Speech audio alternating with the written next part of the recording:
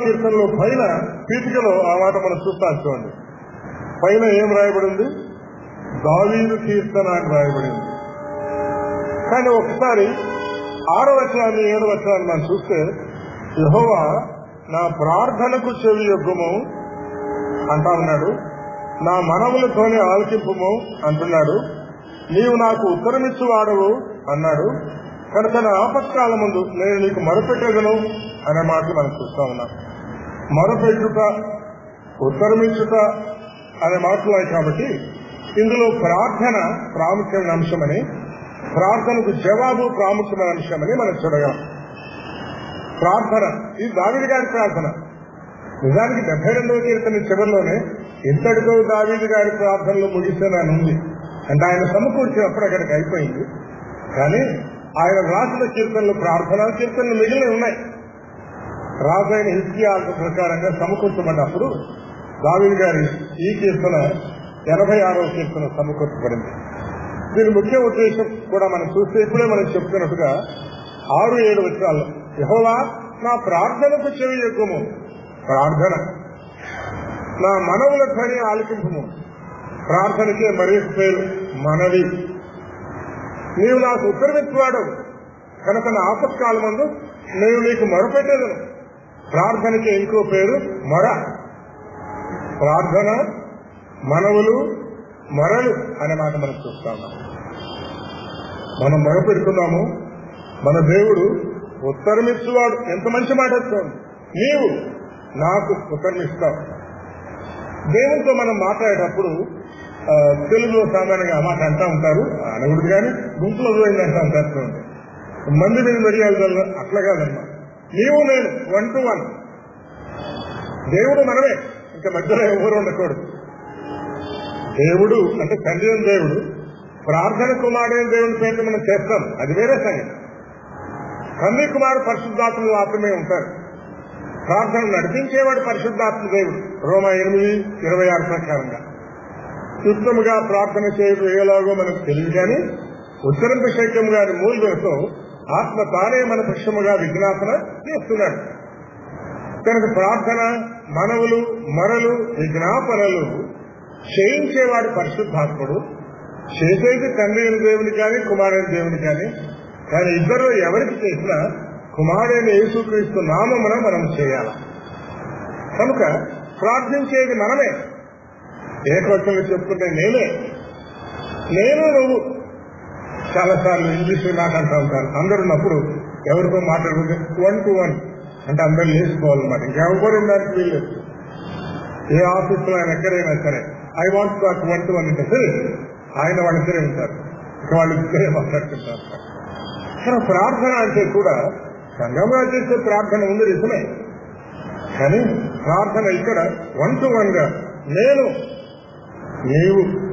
నీవు నాకు, నేను నీకు ప్రార్థన చేస్తాను, నీవు నాకు ఉత్తరమిచ్చేవాడు. చాలాసార్లు అంకుల్ నాకు బదులుగా మీరు ప్రార్థన చేయండి అని అడిగే వాళ్ళు ఉన్నారు. నిజమే, చేయొచ్చు, తప్పేం కాదు. కానీ అదే దేవుడు ఏమంటాడు, ఆ బిడ్డ నేను అడగచ్చు కదా, నువ్వెందుకు అడుగుతున్నావు అంటే మనం ఎక్కడ మొదలుపెట్టుకోవాలి చెప్పండి. నువ్వు దేవునికి ఎంత ప్రియమో ఆ బిడ్డ కూడా దేవునికి ఎంత ప్రియం. ఒకవేళ ఆ బిడ్డ బలహీనరాలు అయితే మరీ ప్రియంగా ఉంటుందన్నమాట. తల్లికైనా తండ్రికైనా ఎవరి మీద ప్రేమ ఎక్కువ ఉంటుంది, ఎవరు బలహీనుడైతే వాడి మీద ఎక్కువ ప్రేమ ఉంటుందన్నమాట. వాడికి ఎక్కువ పని చెప్పరు, బలమైన ఆయన పనులు చెప్పి పంపిస్తూ ఉంటారన్నమాట. కనుక ఒకవేళ ఆత్మీయంగా బలహీనరాలైనా నీ ప్రార్థన దేవుడు వింటాడు, నీకు జవాబిస్తాడు. కనుక మరొకరు ప్రార్థించడం అవసరమే. తల్లి బిడ్డలు ప్రార్థించడం బాధ్యత, కానీ జవాబు కొరకు ఎదురు చూసేటప్పుడు దేవుడు నీతోనే మాట్లాడతాడు, నీకే జవాబిస్తాడు. దావీదు గారి అనుభవంలో ఎంత కంటెంట్స్, నీవు నాకు ఉత్తరమిచ్చి వాడవు. ఈ నిరీక్షణ మనకుంది. దేవుని దగ్గర రావడానికి మనకు ఆస్కారం ఉంది. మరి లోకంలో మిగిలిన వాళ్ళు, నేను చాలాసార్లు చెప్పాను, ఆదివారం కొన్నిసార్లు చెప్పాను, మన సంఘంలో సత్యానంద జ్ఞాన ఒక పెద్ద తాతగారు ఉండేవాడు. అంటే పీడియన్స్ వాళ్ళ ఇల్లు ఆయన అనమాట, వారికి ఇచ్చి వెళ్ళిపోయారు. వారు కూడా ఫిజికల్ డైరెక్టర్ ఉండేవారు. ఆయన ఒకసారి వాక్యం చెప్పాలంటే ఏం చెప్పాలి స్వామి అని అడుగుతా ఉంటే బయట భిక్షగాడు వచ్చినాయన. విషయాల పాట పాడుతున్నాడు. పిలిచిన పలకవురా రామ అని పాట పాడుతున్నాడు. స్వామి, ఈ దేవుడు పిలిస్తే పలకడంట, కానీ మా దేవుడు నువ్వు పిలిస్తే పలికేవాడు, పిలవక ముందే జవాబిచ్చేవాడు. అబ్బో, ఎంత గొప్ప దేవుడు దొరికినాం. ఆ రోజు ప్రసంగం మంది ఆయన చేసినాడంట. కనుక లోకములో ఉండేవారికి ఆ నిరీక్షణ లేదు. వాళ్ళ దేవుడు పలుకుతాడని, జవాబిస్తాడనే నిరీక్షణ లేదు. నిజానికి వినడానికి వాళ్ళ దేవుళ్ళకి చెవులు లేదు, బైబిల్లో ఉన్న మాటలేదు. వాళ్ళ దేవుళ్ళకి నోరు లేదు మాట్లాడడానికి. మన సమస్యలు వాసన చూడడానికి ముగ్గు నుండి వాసన చూడదు.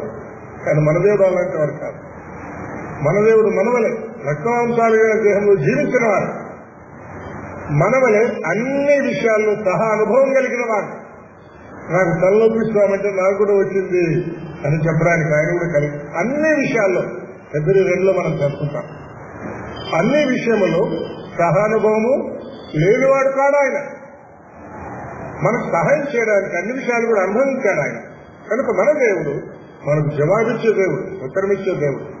కనుక ఈ కీర్తన యొక్క ప్రాముఖ్యమైన అంశము 6-7 వచనాలు అని మనం చెప్పుకోవచ్చు.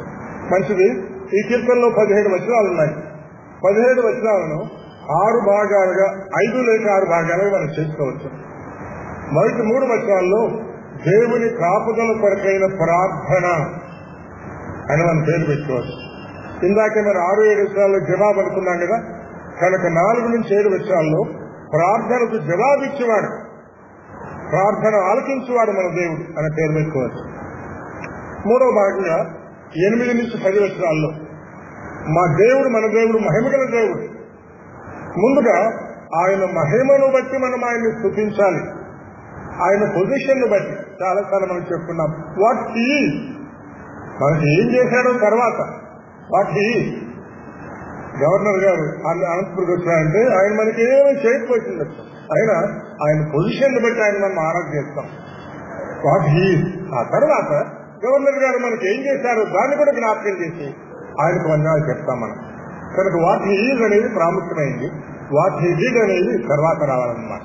కనుక వాట్ హీ ఈజ్, ఆయన మహిమగల దేవుడు. ఆయన మహిమను బట్టి మనం ఆయన్ని స్తుతించాలి. రెండవది ఆయన గుణాలు. 11-13 వచనాల్లో ఆయన కృపగల దేవుడని, దయగల దేవుడని, దాక్షిణ్యము గల దేవుడని, కృపచేత మనల్ని రక్షించాడని వాట్ హీ డిడ్ అన్నమాట. దాని కొరకే మనం స్తుతించాలి. అది 11-13 వచనాల్లో అన్నమాట. 14-15 వచనాల్లో అంటే చివరి 4 వచనాలు ఒకవేళ కలుపుకోవచ్చు, లేదా 2 వచనాలు కూడా వెలుగుకోవచ్చు. 14-15లో దేవుని గుణములను జ్ఞాపకం చేసుకుని మనం ఆయన ప్రార్థన చేస్తా ఉన్నాం. ముగింపులో 16-17 వచనాల్లో దేవుడు కాపుదల కొరకే మనం ప్రార్థించాం కదా. మొట్టమొదట కాపుదల ఇచ్చాడు, ఆదరణ ఇచ్చాడు. కాబట్టి ఆయన మనం స్తుతిస్తూ మన ప్రార్థన ముగిస్తాం. 16-17 వచనాల్లో దేవుని కాపుదల ఆదరణ కొరకే ప్రార్థిస్తూ మనం ముగిస్తాం. కనుక ఈ 6 భాగాలుగా ఈ కీర్తనను మనము విడగొట్టి ధ్యానించవచ్చు. మొదటి 3 వచనాల్లో ఆయన చేసిన ప్రార్థన ఎట్లాగుందో చూడండి. యెహోవా, నేను దీనుడను, నేను రాజును అనొచ్చు కదా. రెండవది ఏంటి, నేను దరిద్రుడను. నేను ఈ మాట చదువుకున్నప్పుడు అసలు కీర్తన దావిది గారి రాసినారా అని మనం వచ్చినాం. దావిది గారు దరిద్రుడా? దరిద్రుడు కాదు. తర్వాత లేఖను నేను చూపిస్తాను ఆయన దరిద్రుడు కాదుందని. కానీ దేవుని దగ్గరికి రాగానే ఆయన ఏమంటా ఉన్నాడు, నేను దరిద్రుడను. రెండవ వచనంలో నేను నీ భక్తుడను. రెండవ వచనం 2వ లైన్లో నేను నీ సేవకుడను. ఈ 4 మాటలు గమనించండి. దీనుడను, దరిద్రుడను, భక్తుడను, సేవకుడను. నేనే దీనుడిని, నేనే దరిద్రుని, నేనే నీ భక్తుణ్ణి, నేనే నీ సేవకుణ్ణి. మనం మర్చిపోకూడదు రాజుగారు. అయితే 3వ వచనం చూడండి. ప్రభువా, దీనమెల్లా నీకు మొర పెడుతున్నాను. ఇది ఆల్ డే ప్రేయర్ కాదు, ఆల్ నైట్ ప్రేయర్ కాదు. ఇదేం ప్రార్థన? ఇది డే అండ్ నైట్ ప్రార్థన. రాజుగారికి డే అండ్ నైట్ ప్రార్థన చేయడానికి అవకాశం ఉంది. మనలో ఎంతమందికి ఉంది? కొన్నిసార్లు మనం కూడా ఇంట్లో ఈ రోజంతా ప్రార్థనలో గడపడానికి మొదలు పెడతాం, కానీ టిఫిన్ చేసుకోవడంలోనే, తినడంలోనే, వాళ్ళతో మాట్లాడడంలోనే, వీళ్ళతో మాట్లాడడంలోనే, స్నానాలు, నేచర్ క్యాల్స్, వీటితో కనెక్ట్ అయిపోతాం. చేసుకుంటాం, కొద్దిసేపు చేసుకుంటాం. మందిరానికి వస్తాం, ఆల్ నైట్ ప్రేయర్ అంటాం, కొన్నిసార్లు కొద్దిసేపే ఉంటుంది. కొన్నిసారి నేను చెప్పాను అనుకుంటాను, మరొకసారి చెప్తా ఉన్నాను. ఉపవాస ప్రార్థన పోయినారయ్యా మేము మందిరానికి అన్నారు. మంచిదే, 8 గంటలు పోయినారు, 10 గంటలు పోయినారు, 1 గంటకు వచ్చేసినారు, ఒకసారి భోజనం చేసి కూడా వచ్చేసారు. ఇదేంటి మరి పోయింది ఉపవాస ప్రార్థన కదా, భోజనం అంటే కొంచెం లోతుగా నేను దిగ్ చేస్తే పొద్దున 8 నుంచి సాయంకాలం 6 వరకు ముందు ఉండేదండి ఉపవాస ప్రార్థన. అయిన తర్వాత ఇంకా 6 గంటలకు ఇంటికి పోతే ఇప్పుడు ఏం వండుకుంటారని మందిరంలో 6 గంటలకు భోజనాలు ఏర్పాటు చేసి తినిపోయేవాళ్ళు. రాను ప్రార్థన ఏమైంది, పొద్దున 8 రాక మీరు 9కి రావడము, 10కి రావడం కాదు, 10 గంటలకు వచ్చిందనమాట. ఈ సాయంకాలం కూడా వెళ్ళిపోవడం అనేది పెరిగి మధ్యాహ్నానికి వచ్చేసి, కనుక వేరేమో ఉపవాస ప్రార్థన 10 to 12, 10 నుంచి 12 వరకు భోజనం చేసుకుని ఇంటికి పోవడం అన్నమాట. ఇది నిజంగా సంఘంలో జరిగిన సంగతి చెప్తా ఉన్నాను. కనుక ప్రార్థన విషయంలో ఆయన బిడ్డలైన వారము ఎంతగా వెనకబడుతున్నామో, ఎంతగా బలహీనముగా ఉన్నామో, ఎంతగా ప్రార్థనకు తక్కువ సమయం ఇస్తున్నామో అర్థం చేసుకోవచ్చు. రాజుగారు దినమెల్లా నీకు మొరపెడుతున్నాను, దినమెల్లా డే అండ్ నైట్ ప్రార్థనలు మనకెంతగా అవసరంగా ఉన్నాయి. సంఘాల గురించి చేస్తే బాగుంటుంది. మనం ఉద్యోగ కోరికలు, వాక్యపారాయణ కోరికలు, రివైవల్ మీటింగ్ పెట్టుకుంటున్నాము, ప్రార్థనా మీటింగ్లు కూడా పెట్టుకుంటే బాగుంటుంది. ప్రార్థనా మీటింగ్లు పెట్టుకుంటే బాగుంటుంది. రాజుగారి జీవితంలో మనం ఈ విషయాలు ఆలోచన చేసి నేను దీన్ని ఎనలైజ్ చేద్దామని ఈ విషయాలు ప్రత్యేకంగా ముందు వెళ్దామనుకున్నాను. నెంబర్ 1 ఎవరంటే ఆయన దీనుడు. నెంబర్ 2 ఎవరంట? దరిద్రుడు. నేను ఏబిసిడి అని పెడతా ఉన్నా. 3వది ఏంటి? భక్తుడు. 4వది నీ సేవకుడు. నీ సేవకుడు. ఇదే కీర్తనలోనే 14వ వచనంలో ముందు వచ్చాను సార్. ఈ 1, 2 వచనాలు 14 వచనాలను పోలిస్తే నేను దీనుడను, దేవా మా మధ్య ఎవరున్నారు? గర్విష్ఠులు కూడా ఉన్నారు. గర్విష్ఠులు కూడా ఉన్నారు. మనమే కాబట్టి ఎవరితో చెప్పక్కర్లేదు. ఈ రోజు దేవుడు మనకు పేరు పెట్టవలసి వస్తే నువ్వు దీనుడివి అని అంటాడా, గర్విష్ఠుడి అంటాడా? కొన్నిసార్లు మన ఇంట్లో ఎప్పుడైనా అన్నదమ్ములు మనం నువ్వు గర్విష్ఠి అనే మాట అన్నా తమ్ముళ్ళు అక్కడ అనుకున్నా ఉంటారు కూడా అన్నమాట. ఈ రోజు మన దేవుడు మన విషయం ఏమంటా ఉన్నాడు? నువ్వు గర్వించేవాడు, నువ్వు గర్వించిన సందర్భాలు లేవా అని జ్ఞాపకం చేస్తున్నాడు. ఆలోచన చేయండి. గర్విష్ఠివి అని అంటా ఉన్నాడా? నేను చాలాసార్లు చెప్పాను, సంగతి అంటే మళ్ళీ చెప్పుకోవచ్చు. ఇంగ్లీష్ లో ఆ పదం బాగుంది, ప్రిన్స్ ఆఫ్ ప్రైడ్ ఇంకో పదం అన్నమాట. గర్విష్ఠులు చక్రవర్తి తీన ఎవరు? విశ్వాసుల్లోనే అలాంటి వాళ్ళు ఉన్నారు. మనతో డైరెక్ట్ గా చెప్పరు, ఎందుకంటే నీతో చెప్తే నీ నోరు మంచిది కాదు, నా నోరు కూడా మంచిది కాదు, నాతో కూడా చెప్తారు. మనం తిరగబడతాం మనం కదా, అందుకని మనతో చెప్పరు. మనం లేనప్పుడు చెప్పుకుంటా ఉంటాం. ఆయన అబ్బా ఆకనా అని అనుకుంటా ఉంటారు. అంటే దేవుని సరుకులో మనం కనిపెట్టుకుంటే దేవుడు మనకి చెప్తారు, నువ్వు దీనుడుగా, నువ్వు గర్విస్తుగా. రాజుగారు దీనుడుగా ఉండాల్సిన అవసరం లేదు. రాజుగారు దీనుడుగా ఉండాల్సిన అవసరం లేదు. కానీ దేవుని దగ్గరికి రాగానే ఆయన భాష ఎంతగా మారిపోయింది వచ్చేవాడు. కేవలం పదాల్లో మాత్రమే, కొంతమంది పదాల్లోనే. ఒకసారి జరిగిన సంగతి చెప్తా ఉన్నాను. ఒక ఆయన సాక్షి చెప్పంటే నేను కూల్ గా ఉంటుంది, అవేక్ గా ఉంటుంది అని చెప్తా ఉన్నాయంట. ఇప్పుడు అంతా అయిపోయిన తర్వాత విన్నవాళ్ళు మాటిమాటికి కూల్ అంటా ఉన్నాడు. చూద్దాం కూల్ అని పిలిస్తే ఎట్లా ఉంటుందని వెళ్ళిపోతాం. రాయ్ కూల్ ఇక్కడ రావాయి అనిపిస్తున్నారు. పలకలేదు. రాయ్ కూల్ నువ్వే నిన్నే అన్నారు. ఏమైనా నన్ను ఫూల్ అంటా ఉన్నారు. ఇప్పుడే కదా ఆయన చెప్పింది నేను ఫూల్ని, నువ్వు చెప్పిన మాట ప్రకారం నేను పిలుస్తా ఉన్నానంటే ఆయన కష్టమైందన్నమాట. కొన్నిసార్లు మాటల్లో చెప్పాడు అని చెప్తాం, నేను చాలా నాయకుడినండి, ఏం తెలియదండి, నేను జీవుగా కలిగి ఉంటానని అంటాం. కానీ నిజ జీవితంలో ఉండకపోవచ్చు. కనుక ఈ రాత్రి మనం దేవుని సన్నిధిలో ఉన్నాం కాబట్టి ఒకరితో చెప్పక్కర్లేదు, ఒకరితో నిమిత్తమ లేదు. మనము మన దేవుడు అనుకున్నాం కదా, మన దేవుని సన్నిధిలో మనం ఉండగా మనం కూడా దావీదు గారిలాగా ఈ మాట చెప్పగలమా? నేను దీనుడను స్వామి, నేను దీనుడను. ఇంకో చిన్న మాట చెప్తాను, మీరు ఏమనుకోకండి.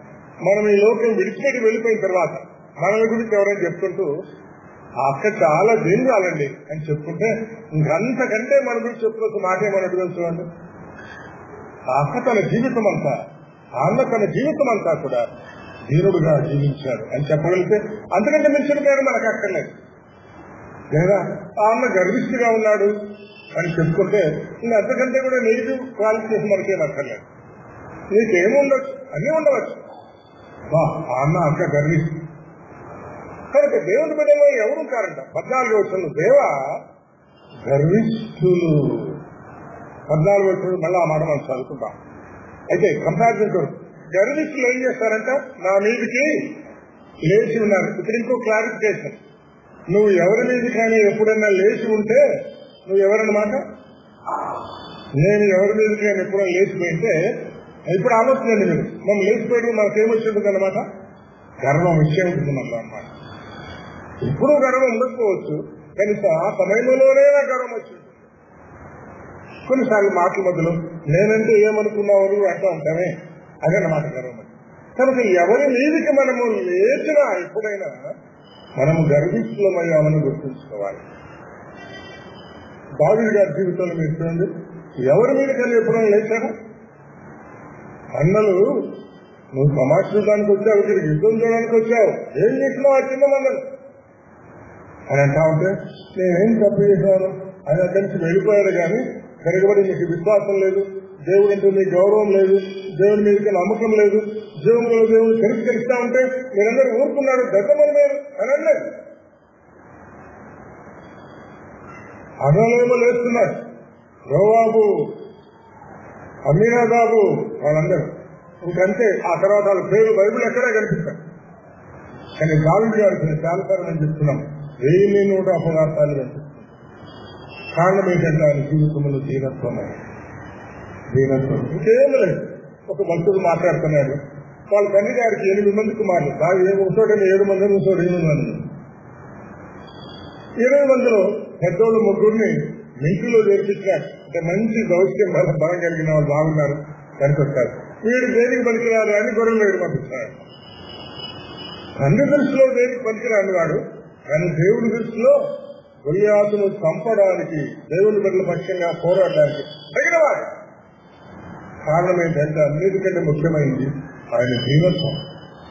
మీరు ఎక్కడే ఎవరి మీద కూడా తిరగబడిన వాడు కాదు, లేచిన వాడు కాదు. రాజులుగా పరిపాలించిన వాళ్ళు కొన్నిసార్లు ప్రవక్తల మీద కూడా తిరగబడినారు. మనకు తెలుసు, యెరోబాము గురించి మనం చదువుకుంటాము. ఈయన నాతాను ప్రవక్త వస్తే సిగ్గుతో తల తెచ్చుకొని దేవునితో కిన్నుడై ఒప్పుకున్నాడు, కానీ తిరగబడలేదు. ఎవరి మీద కూడా తిరగబడిన వాడు కాదు. కనుక చిన్న ప్రిన్సిపల్ ఈ రాత్రి మన జీవితంలో మనం భద్రపరచుకోవాలి. ఎవరి మీద కూడా మనము లేవకూడదు. లేచినామంటే మనలో ఏం ప్రవేశించినట్టు, గర్వము ప్రవేశించిందని గుర్తుంచుకోవాలి.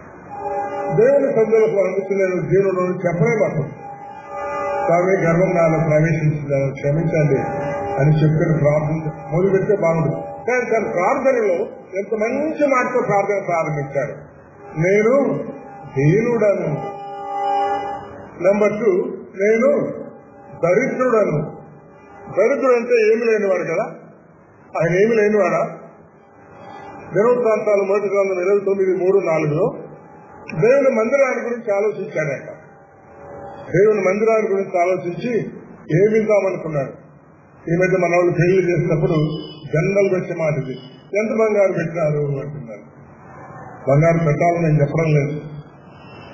మా ఇంట్లో బంగారు లేదు, పెట్టలేము కూడా తెలుసు. మా ఇంట్లో బంగారు లేదు, మేమైతే ఎవరు పెట్టలేదు. కానీ సర్వసాధారణంగా మా మధ్య మాటలు వినిపిస్తా ఉన్నారు. పెళ్ళంటున్నానా 30 లక్షలు ఖర్చు అయిందన్నా, బంగారుకు ఇంత, ఎంత బంగారు అన్నా అంటే 20 తులాల బంగారు అన్నా. తులాలు అయినా కానీ మరి ఈయన దేవుళ్ళు దేవునికి ఇచ్చినప్పుడు తులాలు కాదు, కేజీలు కాదు, మణుగులు. ఒక మణుగు కాదు, 10 మణుగులు కాదు, 100 మణుగులు కాదు, 1000 మణుగులు కాదు, 6000 మణుగుల ఓఫీరు బంగారం, ప్యూరెస్ట్ గోల్డ్. దేవునికి ఇచ్చిందే ఇదంటే ఇంకా ఆయన ఎంత ఉండాలో చెప్పండి, ఎంత ఉండాలి? ఇక వెండి సంగతి చెప్పడానికే లేదు. 14,000 మణుగుల వెండిని దేవునికి ఇచ్చినాడంట. మరి ఈయన అట్లయితే మీరు దరిద్రుడు అంటారా, ధనవంతుడు అంటారా? ఇలాంటి వాడిని ధనవంతుడు అనాలా, లేకపోతే ఇంకేమనాలో మీరు చూడండి. కానీ దేవుని దగ్గరికి వచ్చి ఎంత దీనుడుగా తగ్గించుకునేమంటా ఉన్నాడు, నేను దరిద్రుడను. ఇందులో చాలా అర్థాలు చెప్తూ వస్తున్నాం. మనం ఎంత డబ్బు కలిగిన వారమైనా ఆత్మీయ దరిద్రత మనలో ఉంది, అనుమానం ఏం లేదు. ఆత్మీయంగా మనం ధనవంతులం కాదు. ఆత్మీయంగా ఉండవలసిన ఆత్మీయ ధనం మన దగ్గర లేదు. అంతటి ప్రార్థనా జీవితం, అంతటి వినయము, అంతటి తగ్గింపు, అంతటి ఆత్మ నింపుదల, అంతటి భక్తి, అంతటి త్యాగము, అంతటి సమర్పణ మనకు లేదు. కనుక ఆత్మీయంగా దరిద్రులమే. దావీదు గారు ఆత్మీయం కూడా దరిద్రుడు కాదు చెప్పాలంటే, కానీ దేవుని సన్నిధికి రాగానే ఆయన తగ్గింపు బాగుంది వచ్చినాడు. నేను దరిద్రుడను. ఈ సందర్భంలో ఒక మాట మనకి జ్ఞాపకం చేసుకోవచ్చు. కొరింథీయులకు రాబడిన 2వ పత్రిక 8:9 మీరు మన ప్రభు అయిన యేసుక్రీస్తు కృపను ఎరుగుదురు కదా. అసలు ధనవంతుడు ఆయన, మీరే కాదు. ఆయన ధనవంతుడు అయి ఉండి మీరు తన దారిద్ర్యము వల్ల ధనవంతుడు కావాలని మీ నిమిత్తము దరిద్రుడు అయ్యాడు. మనం దరిద్రం, ఆయన ధనవంతుడు. తాను దరిద్రుడై మనల్ని ఏం చేశాడు? ధనవంతులుగా చేశాడు. ఈ సంగతి మనం మర్చిపోకూడదు. ఇది శారీరకంగా కానీ ఆత్మీయంగా కానీ. బైబిల్లో మాట్లాడారు, వెండి నాది, బంగారము నాది, 1000 కొండల మీద పశువులు నావి. అదే గ్రంథంలో కీర్తనలు మాట్లాడాయి. ఈ రోజు మీ దగ్గర ఏమైనా తులాల బంగారు, కేజీల బంగారం అంటే మంది కాదు. ఎవరిది? బంగారం అయింది, వెండి అయింది. ఏం చేసినాడు? కొడుకాన్ని దగ్గర పెట్టుకో, కొంతకాలంలో మనకి ఇచ్చాను అంతే, మళ్ళీ మనం దానికి అప్పటికి వెళ్ళిపోవాల్సిందే. దాన్ని బట్టి మనం ఎంతో ఆశిస్తున్నాం. నాకు ఇంత డబ్బు ఉంది, ఇంత బ్యాలెన్స్ ఉంది, ఇంత ఉంది, అదంతా అయిందే. ఆయన ఏం చేశాడు? తాను దరిద్రుడై తన ధనమంతటిని మన దగ్గర పెట్టాడన్నమాట. మన దగ్గర పెట్టాడు. మనం కదా మన పిల్లలకి ఇచ్చినట్టుగా. కానీ ఇవ్వవలసిన మనమైనా కొంత పెట్టుకొని ఇస్తాం. కానీ ఆయన ఏమేమి పెట్టుకున్నవాడు కాదు. తన దారిద్ర్యము వలన మనము ధనవంతులు కావాలని ఆయన మీ నిమిత్తమై దరిద్రుడయ్యాడు. మరి ఇలాంటి గొప్ప దేవుని కలిగిన మనం ఆయన దగ్గర ప్రార్థనలు కూడా మనం ఆశ్రయిస్తూ నాకు అది ఉంది స్వామి, ఇది ఉంది స్వామి అని చెప్పుకోవడానికి మనలో ఏ యోగ్యత కూడా లేదని మనం గుర్తుంచుకోవాలి. అందుకైన నేను దరిద్రుడను అన్నాడు. 3వదిగా 2వ వచనంలో నేను నీ భక్తుడను. చెప్పుకోగలమా మన భక్తులు? మనం కొన్నిసార్లు మన గురించి మన సత్యంకులు ఈయన భక్తుడు అంతా అని అంటా ఉంటారు కదా, అంతా ఉంటారు. ఏదో స్థలం దగ్గర కొట్లాడినప్పుడు, లేకపోతే బస్సులో సీట్లో కొట్లాడినప్పుడు. ఒకసారి నిజంగా జరిగిందని చెప్తా ఉన్నాను. బస్సులో నైట్ లో బస్సులో వస్తా ఉన్నారు విజయవాడ నుంచి.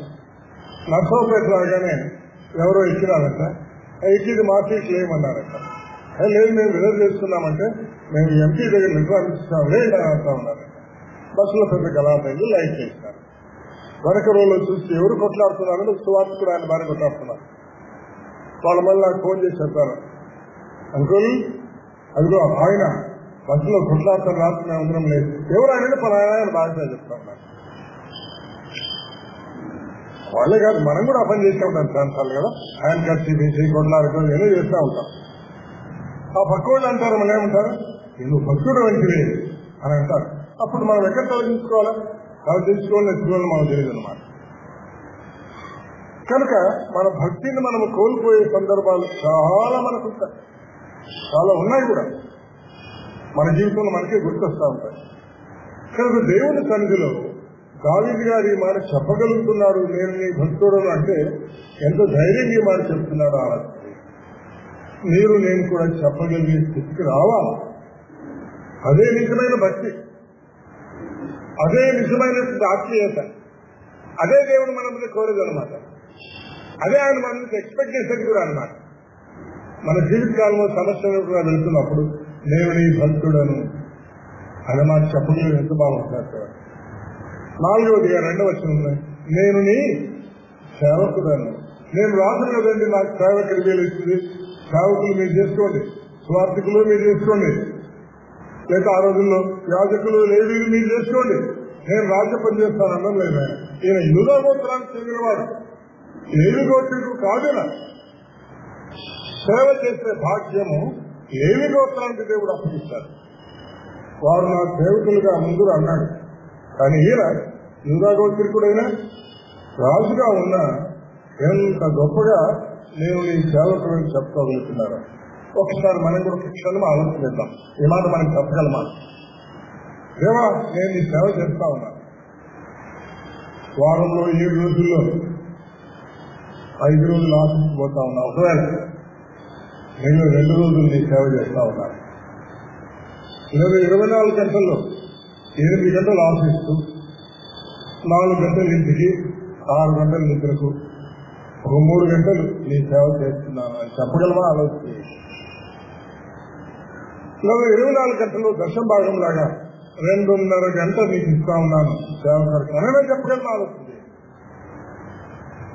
ఇలాగ మనం పరీక్షించుకుంటే ఎంతగా ఓడిపోతున్నామో వారికి అర్థమైంది. కానీ మనం చేసే చిన్న పని దేవుని కొరకై జీవించడానికి, ఆశీర్వదించడానికి ఆయన రెడీగా ఉన్నాడు. 2వ వచనంలో నేను నీ భక్తుడు అన్నాడు, బాగానేంది, నిన్ను నమ్ముకొని ఉన్న నీ సేవకుడు,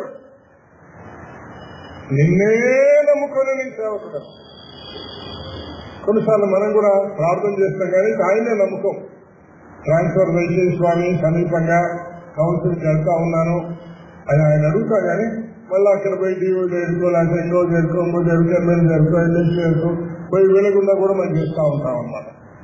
తీరా వచ్చినప్పుడు వాళ్ళు చెప్పిన మాటను పడితే వాళ్ళు కూడా ఏమంటారు, నేను చెప్తే వచ్చింది కదా అనుకుంటారు, ఆయన చెప్తే వచ్చిందని దేవునికి రావాల్సిన ఘనత పోయి మనకు మనుషులు చెప్తా ఉంటారు. కానీ దావీదు గారు నేను నమ్ముకొని ఉన్న నీ సేవకుడను, నా సమస్యలు అన్ని విషయంలో నిన్నే నమ్ముకున్నాను.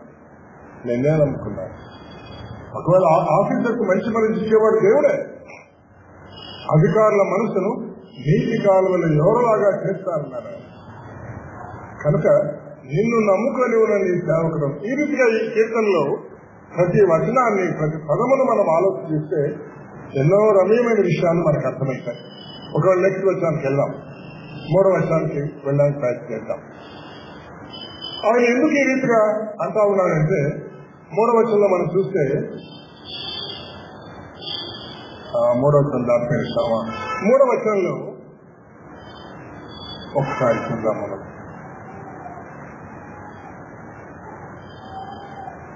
ప్రభువా, జనవల్ల నీకు మొరపెడుతున్నాను,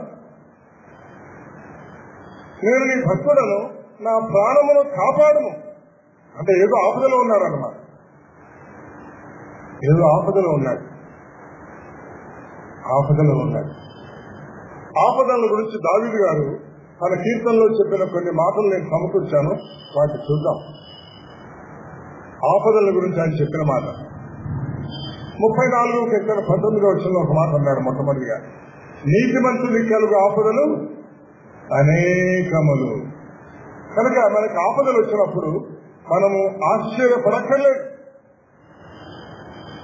అనేకమైన ఆపదలు ఆయన బిడ్డలమైన మనకు వస్తాయి. అదే గుర్తుంచుకోండి, నువ్వు నీతిమంతుడు అయినా నీకు ఆపదలు రావచ్చు. నెంబర్ 2, రెండవది ఏంటో చూడండి, 40వ కీర్తన 12వ వచనం. లెక్కలేని అపాయములు నన్ను చుట్టుకొని ఉన్నాయి. అనేక ఆపదలు, లెక్కలేని అపాయాలు వస్తాయి. కానీ ఇక్కడ ఉన్న మాట కొంచెం మార్పుగా ఉంది. ఏంటి మార్పు? నా దోషములు నన్ను తరిమి పట్టుకొనగా. అంటే కొన్నిసార్లు అపాయాలు, ఆపదలు దేన్ని బట్టి రావచ్చు? దోషమును బట్టి కూడా రావచ్చు.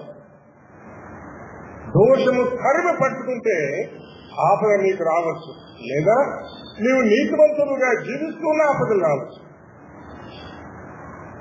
ఒకవేళ నాకు ఆపద వస్తూనే ప్రస్తావన ఏమో చేసింటాడు వెంటనే, అందుకే వచ్చింది అనే స్థలం మన మీద కలుగుతుంది. అయితే దాన్ని బట్టే రావచ్చు అని కాకుండా అనేక ఆపదలు వస్తాయి. జనరల్ గా నెంబర్ 1 అట్లా స్టార్ట్ అవుతాము. నెంబర్ 2, ఏ దోషము నన్ను తరిమి పట్టుకుంటా ఉందా అని మనం పరీక్షించుకోవాలి. ఏ దోషము తరిమి పట్టుకుంటున్న కారణాన నేను ఈ అపాయములు చిక్కున్నాను, ఆపదలు చిక్కున్నాను. దాని ఇంకో క్లూ కూడా ఉంది. నన్ను తరిమి పట్టుకోగా నేను తల ఎత్తి చూడలేకపోతే. మనకు ఆపదలు, అపాయములు కలిగినప్పుడు మనం తల ఎత్తగలుగుతున్నామా, ఎత్తలేకపోతున్నామా అని చూడాలి. ఆపదలు వచ్చినప్పుడు మనము తప్పు చేసి ఆపదలు వస్తే తలెత్తలేదు, ఎత్తలేదు. అయితే మన దేవుడు అవి కూడా క్లియర్ చేస్తాడు, అనుమానం ఏం లేదు. మళ్ళా వాటిని క్లియర్ చేస్తాడు, వీటిని చేస్తాడు, అన్ని చేస్తాడు. కానీ మనకొచ్చే ఆపదలను మనము తల ఎత్తలేని స్థితికి దిగజారిపోకూడదు. తల ఎత్తలేని రీతిగా ఆపదలు తెచ్చుకోకూడదు, అపాయం తెచ్చుకోకూడదు. దావీదు తన జీవితంలో ఏం దాపరికం లేదు, ట్రాన్స్పరెన్సీ. ఆయన అన్ని ఉన్నవి రాసేస్తాడు అంతే అనమాట, ఏం దాచిపెట్టడు. నా దోషము నన్ను తరిమి పట్టుకొనగా. దోషము తరిమి పట్టుకుంటుంది. ఎవరు చూడలేదా? నిజమే, ప్రభు చూస్తా ఉన్నాడు. మోసపోకుడి, దేవుడు వెక్కిరింపబడు. మనుషుడు ఏమి విత్తునో ఆ పంటనే కోస్తాం. కొన్నిసార్లు మన జీవితంలో మనం విత్తింది పిల్లల జీవితంలో కోస్తాం, మనవరాల జీవితంలో కోస్తాం. చాలా భయం అవుతుంది. అయ్యో, నా జీవితకాలం నేను చేసి తప్పు చేస్తే ఆ దోషం నన్ను తరిమి పడుతుంది, నా పిల్లలు కూడా తరిమి పడుతుంది. కనుక నీతిమంతులుగా జీవించవలసిన మనం, నీతిమంతులుగా ప్రభు ద్వారా చేయబడిన మనము దోషములు తరిమి పట్టుకునే స్థితిలోనికి వెళ్లకుండా ఉండడానికి మనల్ని కాపాడుకుంటా ఉన్నారు. కనుక ఆపదలు, అపాయాలు అనేవి నీతిమంతుడికి కలుగుతాయి, దోషములు చేసిన వాళ్ళకు కూడా కలుగుతాయి. కానీ మన దేవుడు అలాంటి వాడు. 3వ వచనం చూడండి.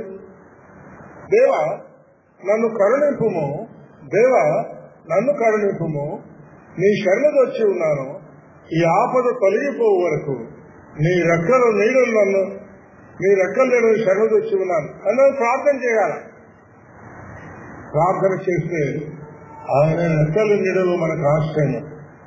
తెలుగు మనం పాట పాడుకుంటాం కదా, తన రెక్కల క్రింద ఆశ్రయము, తన రెక్కలతో కప్పడం.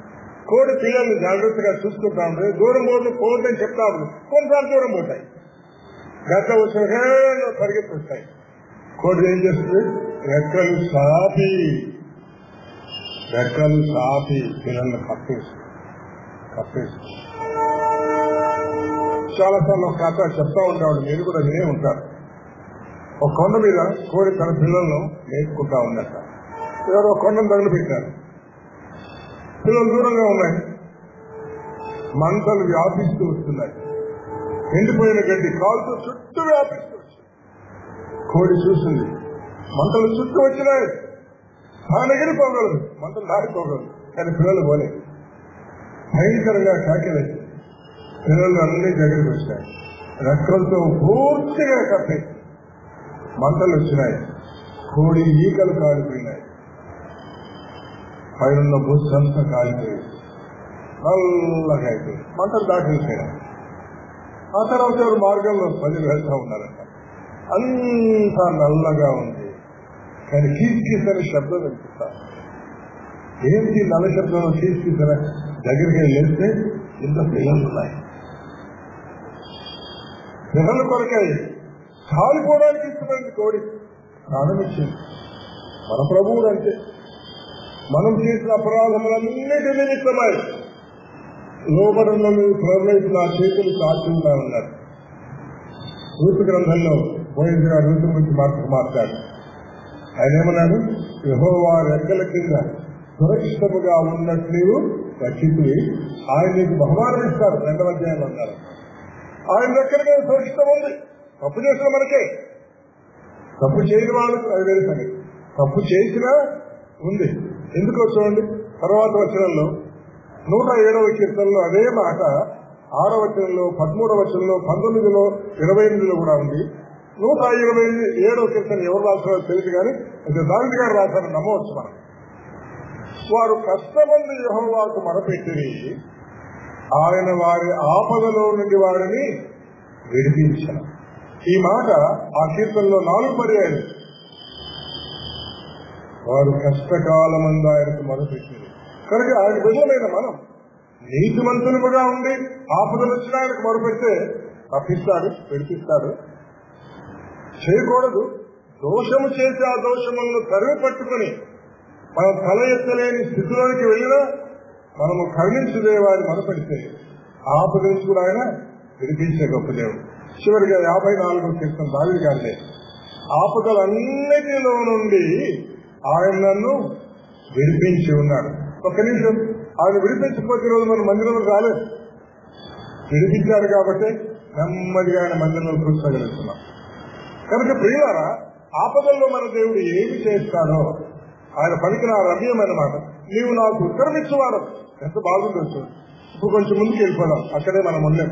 3 వచనాలన్నీ చాలా చెప్పాం గడిపాం. 4, 5, 6 వచనాలు ప్రార్థనకు జవాబిచ్చేవాడు. 6, 7 వచనాల ముందే మనం చదువుకున్నాం. ఇప్పుడు 4వ వచనం చూద్దాం. ప్రభువా, నా ప్రాణము నీ వైపునకు ఎత్తుచున్నాను, నీ సేవకుని ప్రాణము సంతోషింపచేయును. 3వ వచనంలో నీ సేవకుని అన్నాడు. మళ్ళా 4వ వచనంలో కూడా నీ సేవకుని ప్రాణానికి సంతోషము కలుగు చేయంటున్నారు. మన ప్రాణానికి కూడా ఆపదలు వస్తాయి. శరీరానికి రావచ్చు, ప్రాణానికి కూడా రావచ్చు. ప్రాణాత్మ గ్రహాల్లో ఈ 3ంటికి కూడా రావచ్చు. ప్రభువా, నా ప్రాణము నీ వైపునకి ఎత్తుచున్నాను. ప్రాణానికి సంతోషం పోయిన సందర్భాలు వచ్చినా ఎవరి వైపు ఎత్తాలా? ఆయన వైపు ఎత్తాలా, ఇంకెవరి వైపు కాదు. నా ప్రాణము నీ వైపునకు ఎత్తుచున్నాను, నీ సేవకుని ప్రాణమును సంతోషింపు చేయము. కనుక సంతోషం నీకు కావాలన్నా ఎవరి దగ్గర ఉంది? ప్రభు దగ్గరనే. సంతోషం, ఆనందం ఆయన దగ్గరే. కనుక ఆయన వైపే మన ప్రాణం ఎత్తి ఆయన వైపు సంతోషం దొరకది కనిపెట్టుకోవాలి. ఆయన సంతోషింప చేసేవాడు. 5వ వచనం చూద్దాం. చూడండి, ఎందుకు ఆయన మనకు జవాబిస్తాడంటే ఇన్ని మంచి మాట. ప్రభువా, నీవు దయాళుడవు. ఆ క్రిందనేముంది? క్షమించుటకు సిద్ధమైన మనసు కలిగిన వాడు. ఇంకా కిందికి వస్తే నీకు మొరపెట్టు వారందరి ఎడల కృపాతిశయము గలవాడు. కృపాతిశయం, కృప అతిశయం అంటే ఎక్కువైన కృప అన్నమాట. ఎక్కువైన కృప.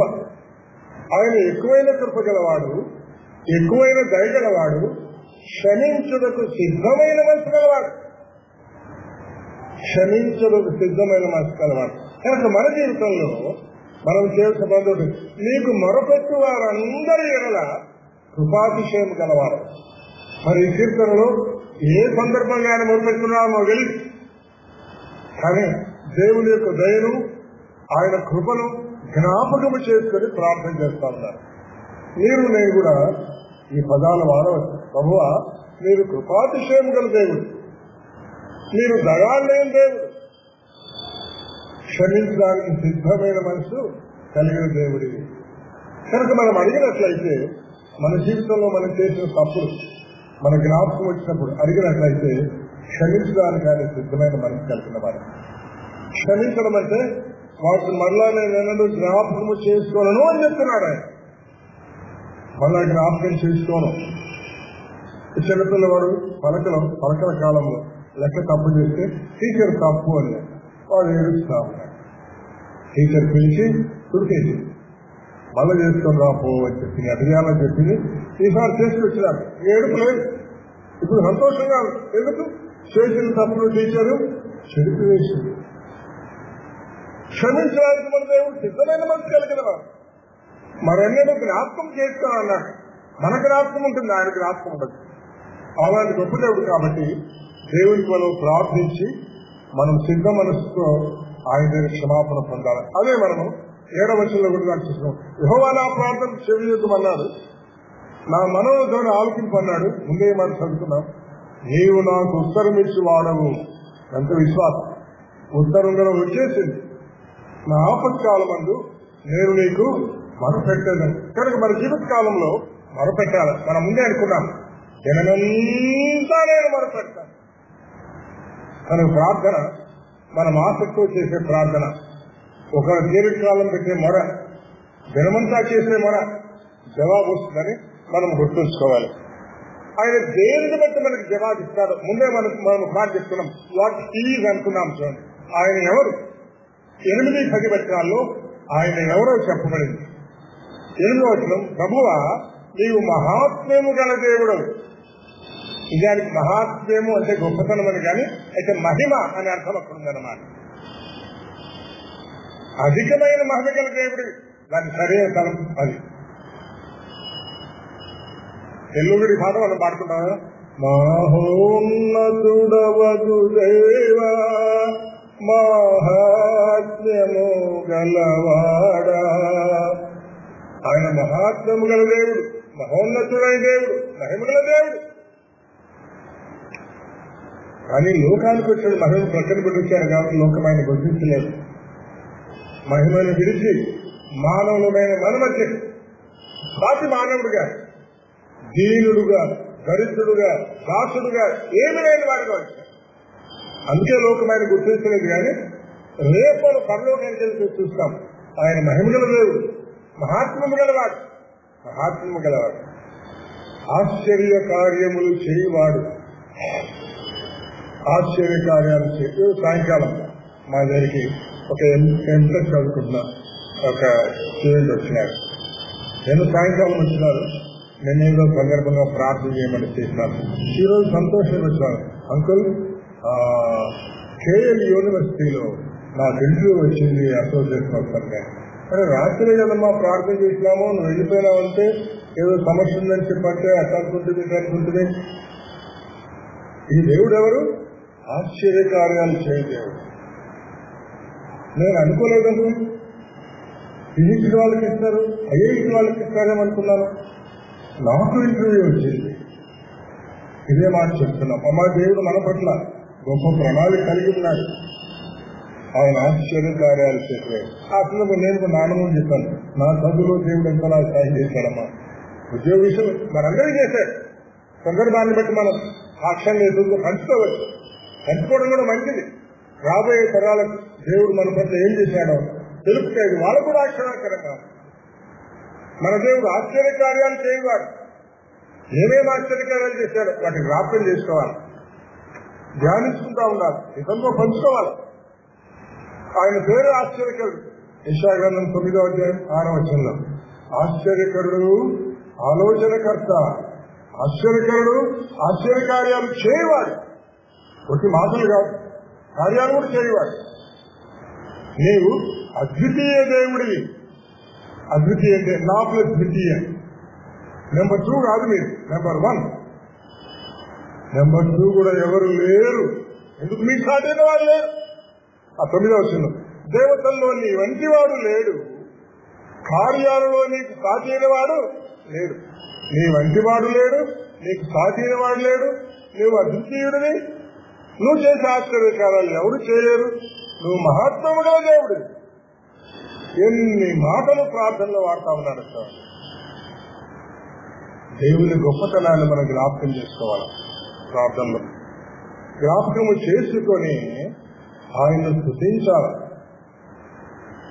అందుకే 10వ వచనంలో నీ నామమును ఘనపరుచుదురు. ఘనపరచడం స్తుతించడమే. ఘనత, మహిమ, ప్రభావము నీకు ఆరోపిస్తున్నామంటానే. కనుక ఘనత అనే పదం కూడా స్తుతికే అన్నమాట. ప్రకటనలో మనం తెలుస్తాం, దూతలు ఆయన ఘనపరచుది ఆరాధించిరి, స్తుతించిరి, పూజించిరి, కొనియాడిరి, కీర్తించిరి అనే మాటలు మనకు కనిపిస్తా ఉన్నాయి. అందుకే ఈ భాగానికి దేవునికి స్తుతించుట 6-7 విషయాల్లో దేవుని అందరూ విన్నాడు, వినేవాడు, వింటాడు. ఆయన తెలిసి ఆయన గొప్పతనాన్ని, ఆయన మహాత్మ్యాన్ని, ఆయన ఆశ్చర్య కార్యాన్ని, ఆయన ఔన్నత్యాన్ని, ఆయన వంటి వాడు లేడు అనే సంగతిని జ్ఞాపకం చేస్తూ కార్యముల్లో కూడా నీకు సాటైన వాడు లేడు, నీకు సాటైన వాడు లేడు. కొన్నిసార్లు మనం గమనించే వాళ్ళు అంతా ఉంటారు, నీ వెనక ఎవరో ఉన్నట్టున్నారు, అందుకే నీకేమైనా జరుగుతా ఉన్నాయి. నీతో ఎవరో వస్తున్నట్టున్నారు, నిజమే వస్తున్నారు, ఆయన మనకు కనబడలేదు, ఆయన కనబడలేదు. మనకు అపాయం వచ్చిందా ఎత్తుకుంటాడు. 45వ అధ్యాయం యెషయా గ్రంథంలో ముదిమి వచ్చే వరకు నిన్ను ఎత్తుకుని వాడని నేనే, సంక పెట్టుకునేవాడిని నేనే, నిన్ను మోసేవాడిని నేనే. చాలాసార్లు మనం పూర్తి చేసుకునే వాల్ పోస్టర్ చూస్తూ ఉంటాం, మనకు దొరుకుతూ ఉంటాయన్నమాట. దేవుడు పక్కలో భక్తులు వెళ్తా ఉంటే దేవుని పాదాలు కనిపిస్తా ఉన్నాం, చక్కగా పక్కలో భక్తుల పాదాలు ఉన్నాయి. చూస్తా ఉన్నాడంట దేవుడు నా పక్కన. చూసేపోతున్న 2 జతల అడుగులు లేవు, ఒకే జరుగుతుంది అనుకున్నాడంట. నువ్వు నన్ను వదిలిపెట్టిపోయినట్లు స్వామి అన్నాడు. లేదా అడుగులు ఎవరు వచ్చు అంటే, నువ్వు పెద్దవి నాయి అది నీవే, మరి నేనెక్కడున్నా అంటే నా భుజాల మీద ఉన్నాను. నడిచి నడిచి అలసిపోతా ఉంటే నేను సంఖ్య పెట్టుకున్నాను రాశాను కదా 45వ అధ్యాయం 4వ వచనంలో, నీకు గుర్తులేదా? నేను ఎత్తుకుంటానని రాశాను కదా, ముదుమోసేపు మోసుకుంటానని రాశాను కదా. అవును, మన దేవుడు రాదు, మోసుకునే దేవుడు. మన పక్షంగా కార్యములు చేయవలసి వచ్చినప్పుడు మనం నడిపిస్తాడు. కొన్నిసార్లు నడవడానికి మన చేతగానప్పుడు, మనకు అలసి వచ్చినప్పుడు ఎత్తుకుంటాడు. ఆయనే కార్యాలు చేస్తాడు, అన్నీ ఆయన చేతులు అడిగి మన ముందు పెట్టేస్తాడు. కనుక ఈ కార్యములకు సాధ్యమైన కార్యములు లేవు, సాధ్యమైన కార్యాలు లేవు. ఈ మాటలో ఎంతసేపు ఆలోచించు, కానీ అయితే తొందరగా మనం వెళ్ళిపోవాలి. కాబట్టి ఆయన మహాత్మ్యం చేయవాడు, ఆశ్చర్య కార్యాలు చేయవాడు, అద్వితీయ దేవుడు.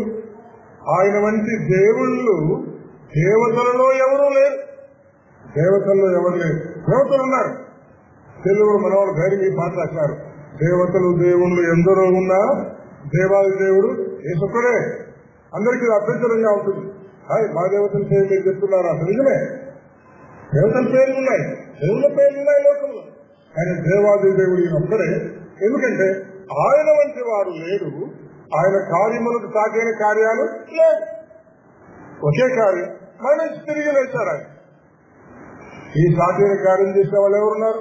ఎవరు లేరు, ఎవరు లేరు. మోసం మాట చెప్పిన వాళ్ళు ఉన్నారు, చేస్తామన్న వాళ్ళు ఉన్నారు, ఎవరు లేరు, ఎవరు లేరు. కనుక ఎన్నో విచిత్రమైన విషయాలు. ఒకసారి నేను మా ఊరికి వెళ్ళి వస్తామంటే రాత్రి వాళ్ళు స్ట్రైక్ చేశారు. రాత్రి ఏం చేయాలబ్బా, లారీలు ఉన్న రావాలా అనుకుని బస్ స్టాండ్ లో వెయిట్ చేస్తా ఉన్నా. బస్ స్టాండ్ లో వెయిట్ చేస్తే ఏం రావాలన్నా. ఆ రోజు బ్రహ్మంగారు చనిపోయిన రోజంట పెద్ద ఒక నాటకలాగా చేస్తా ఉన్నాడు. సిద్ధయ్య ఆయన భక్తుడు పాట పాడుతా ఉన్నాడు. ఏంటంటే, పూజకు పూజ జమ్మని నన్ను పంపించినావు స్వామి, నేను వచ్చేలోపు నేను సమాధిలోకి వెళ్ళిపోయినా స్వామి అని అడుగుతాను. ఈ స్వామితో మోసగాడు వస్తుంది, పూజ చేద్దాం పూజ లేపో అని పంపించాలంటే సిద్ధయ్యను. సిద్ధయ్య వచ్చి సమాధిలోకి వెళ్ళిపోయినాడు. అటువంటి వారిని పూజ చేయాలని మనకు అనిపిస్తుంది, కానీ వాళ్ళు పూజ చేస్తా ఉంటారు. నేను అనుకున్న మన దేవుడికి మోసం మాట ఎక్కడ ఒక మాటను చెప్పినా ఏం చెప్పలేదు. భక్తులకు సహాయం చేస్తాను మన దేవుడు, చేయకుండా వెళ్ళిపోయాడు. లోకము అమాయక లాంటి వారిని పూజిస్తా ఉన్నారు. నేను నాకు ఒకవేళ బస్సు దొరకపోయినా స్వామి ఎంత మంచి సంగతి నేను విన్నాను. లోకంలో ఉండే దేవుళ్ళు అనబడిన వాళ్ళు ఎవరు కూడా అలాంటి మోసకాలే, ఏదో ఒక మోసమాన్ని వెళ్ళిపోయినారు. కానీ నువ్వు అలాంటి వాడు కాదు. నేను పోతుపోతే నేను వెళ్ళుట మీకు ప్రయోజనకరం, నేను వెళితే ఆదరణకర్తను నేను మీ దగ్గరికి పంపిస్తాను. ఆయన పోయిన 10 రోజులకే పంపించాడు. ఆయన వస్తాడు, నీతో ఉంటాడు, నీలో ఉంటాడు, సదాకాలం నీతో ఉంటాడు. దేవుని ఆత్మను దుఃఖపరచకుడి, ఎస్సీ 4:30. నేను దుఃఖపరిచిన విమోచన జనమోడు ఆయనతో ఉంటాడు. ఎంత విచిత్రం. భార్యాభర్తలు కొట్లాడుకుని విడాకులు తీస్తూ ఉన్నారు. ఏమంటే నా భర్త నన్ను దుఃఖపడుతున్నానండి అనేవాళ్ళు. నువ్వు పరిశుద్ధాత్మ దేవుని దుఃఖపరిచినా నీతో విడాకులు తీసుకొని పోరాడు. ఎంతవరకు ఉంటాడు? విమోచన దినం వరకు ఆయన మనతో ఉంటాడు. ఎంత విచిత్రమైన దేవుడు. కనుక ఇలాంటి దేవుడు ఆయన కార్యాలు సాధ్యమైన కార్యాలు. ఆయన వంటి వారెవరు లేవనే సత్యాన్ని మనం గుర్తుంచుకోవాలి. నెక్స్ట్ వచనం మనం ఆలోచన చేస్తే ఆ మాట చెబుతూ 10వ వచనంలో నీవు సృజించిన అన్యజనులందరూ వచ్చి నీ సన్నిధిని నమస్కారం చేయదు. అందుకే ఈ భాగానికి కూడా మనం స్తుతించడానికి పేరు పెట్టాం, నమస్కారం చేయడమే. కానీ ఈ మాట కొంచెం తేడాగా ఉంటుంది. నమస్కారం చేయుదురు అంటే ఎప్పుడో ఫ్యూచర్ లో అన్నమాట. ఆ తర్వాత ఉన్నమాట నీ నామమును ఘనపరచుదురు ఫ్యూచర్ లో. ఎప్పుడు ఇదంటే అంత్యకాలంలో సంగతి చెప్తా ఉన్నారన్నమాట. ఎందుకు? అన్ని జనులందరూ 1000 ఏళ్ల పరిపాలనా కాలంలో ఆయన గుర్తిస్తారు. ఆ తర్వాత ప్రకటనలో 21వ అధ్యాయంలో భూరాజులందరూ తమ మహిమను నూతన యేరుషలేముకి తీసుకొస్తారు. కనుక అన్యులందరూ నిన్ను గుర్తిస్తారు. కనుక దావీదు గారు దేవుని స్తుతించే సమయంలో యుగాంతము వరకు దేవుడు చేసే కార్యాలు జ్ఞాపకం చేసుకుంటా ఉన్నారు. యుగాంతం వరకు ఆయన ఏమేమి చేస్తారో, మనుషులు ఏ రీతిగా ఆయన స్తుతిస్తారో, ఏ రీతిగా ఆయనకు నమస్కారం చేస్తారో ఆ సంఖ్య జ్ఞాపకం చేసుకుంటా ఉన్నాడు. మనకైతే యోహాను వార్తల 10వ గ్రంథంలో 21వ అధ్యాయం ఆ వార్త మనం చూస్తాం. నూతన మనుషులే పట్టణం తండ్రి దగ్గర నుంచి దిగి వచ్చిన సూచితని భూరాజులు తమ మహిమను తీసుకువస్తారు, ఆయనకు నమస్కారం చేస్తారు. 21వ అధ్యాయంలో చివరి భాగంలో ఈ మాట మనకు కనిపిస్తారు. ఏళ్ల పాలన జరుగుతుంది, ఆ తర్వాత నిత్యకాలంలో కూడా ఆ సంఘటన. కనుక దావీదు గారి ప్రార్థనలో ఎంత విస్తారమైన తలంపు తన మనసులో ఉన్నాయి చూడండి. గతకాలంలో దేవుడు చేసిన మహాత్మ్యాన్ని, గొప్ప కార్యాలను, రాబోయే కాలంలో దేవుడు చేయబోయే కార్యాలను వీటన్నిటి మనసులో ఉంచుకొని ఆయన ఔన్నత్యాన్ని, ఆయన మహిమను జ్ఞాపకం చేసుకుని ఆయన స్తుతిస్తా ఉన్నారు. ఇలాంటి గొప్ప దేవుడు మనకు దొరికాయంటే మనం ఎంతో ధన్యులము అర్థం చేసుకోవాలి. నెక్స్ట్ భాగానికి వెళ్దాం. 11, 12, 13 వచనాలకు దేవుని కృప, దయాదాక్షిణ్యాలు జ్ఞాపకం చేసుకుని ఆయన స్తుతించాలంట. ఒక్కొక్క వచనాన్ని విపులంగా చూడడానికి ప్రయత్నం చేద్దాం. 11వ వచనం. యెహోవా నేను నీ సత్యమును అనుసరించి నడుచుకున్నట్లు నీ మార్గమును నాకు బోధించుము. ఒక నిమిషం ఇక్కడ ఆలోచన చేద్దాం. మన మార్గం ఆయనే బోధించాలి. నేను సామాన్యంగా ఇంజనీరింగ్ కాలేజీలో చదువు చెప్తా ఉంటాను. ఏ బ్రాంచ్ లో తీసుకోవాలా? నీ మార్గం ఆయనే బోధిస్తాడమ్మా. ఏ కాలేజీలో సెలెక్ట్ చేసుకోవాలి? నీ మార్గం ఆయనే బోధిస్తాడమ్మా. కాలేజెస్ 3 వచ్చినాయి, నేను ఎన్నుకోవాలి? నీ మార్గం ఆయనే బోధిస్తాడమ్మా. వివాహ విషయంలో కొన్ని అంశాలు వచ్చినాయి, నీ మార్గం ఆయనే బోధిస్తారు, ఆయనే చూపిస్తారు. కౌన్సిలింగ్ వెళ్తున్నారు, 2-3 ప్లేసులు ఉన్నాయి, నీ మార్గం ఆయనే బోధిస్తారు. హాస్పిటల్కి వెళ్ళాలా? ఏ హాస్పిటల్కి వెళ్ళాలా? ఆయనే బోధిస్తారు.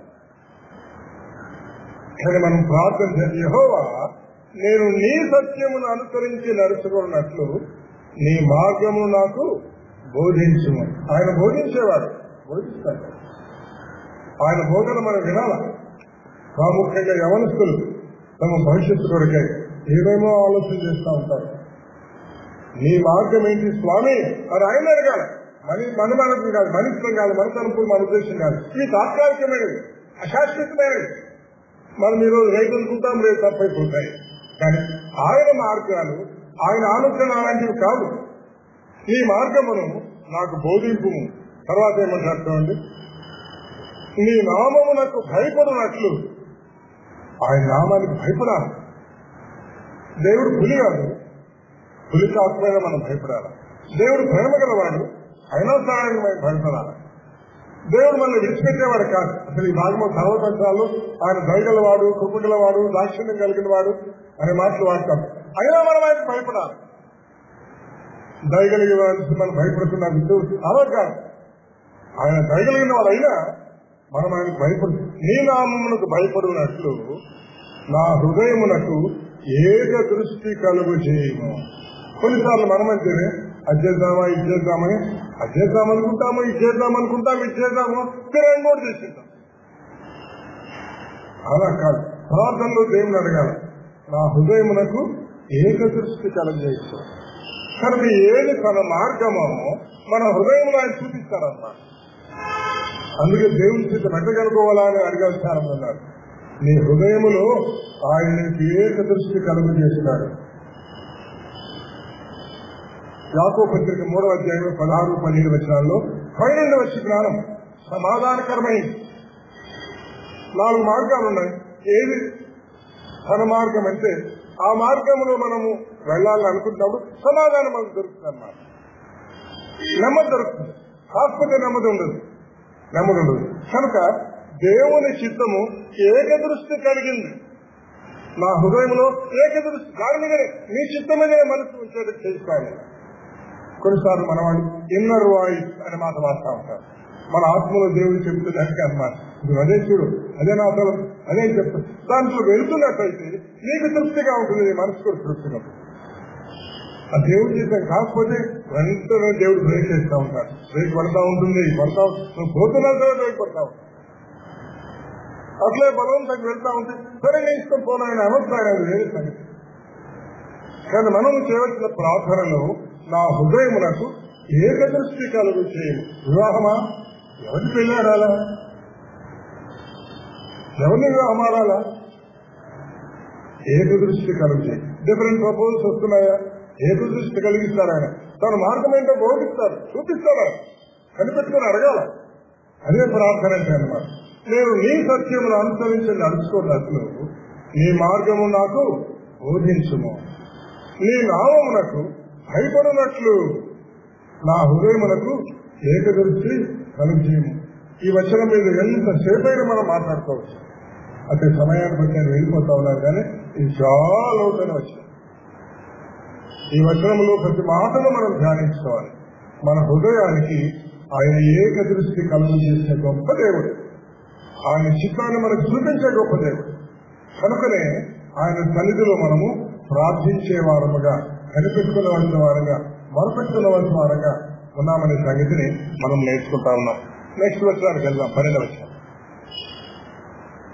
12వ వచనంలో నా పూర్ణ హృదయంతో నేను నీ కృతజ్ఞతలు చెల్లించదను. అందుకే ఈ భాగాన్ని కూడా స్తుతించుట అనే పేరు మనం పెట్టుకున్నాం. మన హృదయానికి ఏకదృష్టి కలిగించారు కదా ఆయన. కానీ ఇప్పుడు మనం ఏం చేయాలా? పూర్ణ హృదయముతో ఆయనకు కృతజ్ఞతాస్తుతులు చెల్లించాలి. కొన్నిసార్లు మనం స్తుతులు పెదవుల వరకే ఉంటాయి, హృదయపూర్వకంగా ఉండవు. పెదవుల వరకే ప్రార్థన. అట్లా కాదు. ప్రార్థన అనేది బాహ్య ఇంద్రియాలతో, పంచేంద్రియాలతో కాదు మనం చేయవలసింది, అంతరింద్రియాలతో చేయాలి. స్తుతి కూడా అంతరింద్రియాలతో చేయాలి. కొన్నిసార్లు గట్టిగా చప్పట్లు కొడితేనే, ఎగుడితేమి, డాన్స్ చేయమంటా ఉంటాం, కానీ అది కాదు ప్రాముఖ్యమైనది. హృదయపూర్వకమైన కృతజ్ఞత చెల్లించాలి. మరి చప్పట్లు లైవ్ కొరకు కొట్టచ్చు. మనం ఎక్కడ హెచ్చాలా, ఎక్కడ తగ్గాలా, టైమింగ్ కొరకే కొట్టుకోవచ్చు, కానీ చప్పట్లు వినపడాలని, అదే డామినేట్ కావాలని చేయకూడదు. ఈ విషయంలో క్రైస్తవుల మధ్య కూడా భిన్నమైన అభిప్రాయాలు ఉన్నాయన్నమాట. నేను చప్పట్లు చూస్తాను కదా దావిది గారు, అంతేగాని ఆయన చప్పట్లేదు ఎక్కువైపోయి ఈ శబ్దం, స్తుతి శబ్దం తక్కువ, ఆ తలపు కాదు. టైం కొరకై, రిజం కొరకై ఆయన కొట్టుకుంటా ఉంటారు. మనం కూడా అనుకుంటా ఉంటాం, అది అనుకుంటా ఉంటాం. శబ్దం రావాలని కాదు, టైమింగ్ కొరకై. అయితే మన యొక్క స్తుతి అనేది అంతరింద్రియాలతో ఉండాలి. పూర్ణ హృదయముతో కృతజ్ఞతాపూర్వకముగా మనం ఆయనకు స్తుతులు చెల్లించాలి. పెదవులు వాడుతున్నాం, పెదవులు గట్టిగా కేకవేయాలి కాదు. ఒకరెవరు అన్నారు, మా దగ్గరికి రండి, అగ్ని పడుతూ ఉంటుంది భయనించి. ఏంటి కేకలు ఏం లేదు, భయంకరమైన కేకలు వినిపిస్తా ఉంటాయి. అది అగ్నిగా ఏం దేవుడు చెవిటివాడా? కాదు. నీ ఆతృతను, నీ ఆవేశాన్ని ఆయన చూడాలని ఇష్టపడడం లేదు. కానీ ఒకటి, నీ పూర్ణ హృదయముతో నోరు తెరచి కృతజ్ఞతాపూర్వకంగా నువ్వు స్తుతులు చెల్లించాలని వింటాడు. అది మనం గుర్తుంచుకోవాలి. ఒకసారి నేను ఉద్యోగం చేసే నాళ్ళు ఇప్పుడు సేవ క్యాంప్ పెట్టాక నా కింద పనిచేస్తా ఉన్నాను. నేను 3 రోజులు నన్ను పలానా చోటుకి వెళ్తా ఉన్నాయంటే, సార్ మీరు ఆవేశంగా మాట్లాడతారా ఏమని అడిగారు. ఆవేశంగా మాట్లాడడం అంటే వాళ్ళు అక్కడ చూసినారు, నాకేం ఆవేశపడదు, నేను కదలను నిశ్శబ్దంగా ఒకే చోట. కొంతమంది స్టేజ్ తిరుగుతూ ఉంటారు, టీచింగ్ మెథడ్స్ అని ఏమేమి చెప్తా ఉంటారు. నేను మాత్రం ఏమి కదలండి, నాకేం ఆవేశం కూడా ఉండదు. అంటే వాళ్ళు ఆవేశంగా మాట్లాడాలి కదా. ఆవేశంగా మాట్లాడడం కాదు ముఖ్యమైనది, ఆత్మానుసారమైంది, హృదయపూర్వకమైంది, అంతరింద్రియాలతో దేవుడు స్థుతించడం ముఖ్యమైనదిగా ఉందన్నమాట.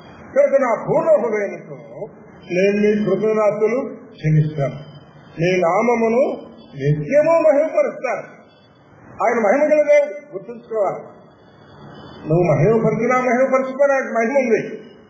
అయితే మనం ఆయన మహిమను ఎప్పుడు జ్ఞాపకం చేసుకుంటూ ఉండాలి, ఆయన గొప్పతనాన్ని జ్ఞాపకం చేసుకుంటూ ఉండాలి. 13వ వచనంలో ఏమో తెలుసుకుంటాం. 13వ ప్రభువా నా దేవ, నా ఎడల నీవు చూపిన కృప అధికమైనది. అన్ని మేళ్ల కంటే దేవుడు చేసిన ప్రథమమైన మేలు, శ్రేష్టమైన మేలు గురించి ఇక్కడ చెప్తా ఉన్నాడు. ఏమితో అధికమైన కృప చూడండి. పాతాళ అగాధము నుండి నా ప్రాణమును తప్పించి ఉన్నావు. అగ్నిగుండానికి వెళ్లకుండా, అగాధములో బాధపడకుండా, నిత్యాగ్నిలో కాలకుండా, ప్రాణాత్మ దేహాలు అగ్నిలో కాలబడకుండా నీవు నన్ను తప్పించి ఉన్నావు. అది కృప. అందుకే ఎఫెసీ 2:8 కృప చేతనే మీరు రక్షించబడి ఉన్నారు. మన గొప్పతనమేం కాదు. అందుకే కొన్నిసార్లు మనం సాక్షి చెప్పండి, నేను మంచివాడిగా ఉంటుంది ప్రార్థన చేసుకుంటాను. నువ్వు మంచివాడు ఉంటాయని రక్షించలేదు, రక్షించింది కృప మాత్రమే. కృప చేతనే మీరు రక్షించబడి ఉన్నారు. అది మీ క్రియల వల్ల కలిగింది కాదు. కనుక ఎప్పుడైనా సాక్ష్యం చెప్పాల్సి వస్తే మన క్రియల ప్రస్తావనే ఉండకూడదు. చెప్పాలంటే నేను పాపిని చెప్పాలంటే, ఇంకా దావీదు గారిలాగా పాపంలో పుడితే నేను చెప్పాలి, లేదా పౌలు గారిలాగా పాపంలో ప్రధాని నేను చెప్పాలని, అంటే ఒక మాట ఇంకేం అక్కర్లేదు. కానీ రక్షించబడడం అనేది కేవలం ఆయన కృప ద్వారానే కలుగుతుంది.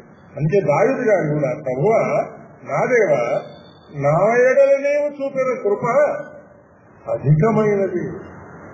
మన దేవుడు అధికమైన కృప కలిగిన వాడు. తర్వాత మనం చూస్తాం 15వ వచనం లేదా 16వ వచనం మనం చూస్తాం. నీ సేవకురాలి కుమారుణ్ణి అంటున్నాడు. అంటే ఆయన తల్లి కూడా ఎవరన్నమాట, సేవకురాలు. 22వ కీర్తనలో మన సమయం లేదు చెప్పడానికి, సన్నిపానము చేయకుండా నీవు నాకు నమ్మిక పుట్టించితివి. అంటే తల్లి దగ్గర పాలు తాగేటప్పుడే నాకు నమ్మకం కలిగిందంట. అంటే తల్లి ఎంత గొప్ప భక్తురాలు, ఎంత గొప్ప సేవకురాలు అయిందాలనుకున్నాను. కానీ బైబిల్లో తల్లి పేరే లేదు. ఈరోజు మా పేర్లు కనపడటం లేదని పేర్లు పేపర్లలో, లేకపోతే పోస్టర్లలో, లేకపోతే దాంట్లో దీంట్లో బ్యానర్లో ఎన్నెన్నో వేస్తున్నారు. ఈవెంతో కూడా పేర్లు కనిపిస్తా ఉంటాయి.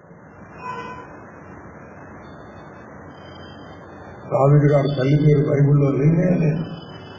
ఒకే ఒక మాట ఉంది. తర్వాత వచనం మనం చూస్తాం 16వ వచనంలో, నీ సేవకురాలు. అబ్బో ఎంత మంచి మాట, ఒకే మాట. ఒక చదువుదాం చూడండి, స్క్రీన్ నేను మళ్ళీ చూపిస్తాను కావాలంటే. 16వ వచనం చివరి వచనంలో, నీ సేవకురాలి కుమారుని రక్షించు.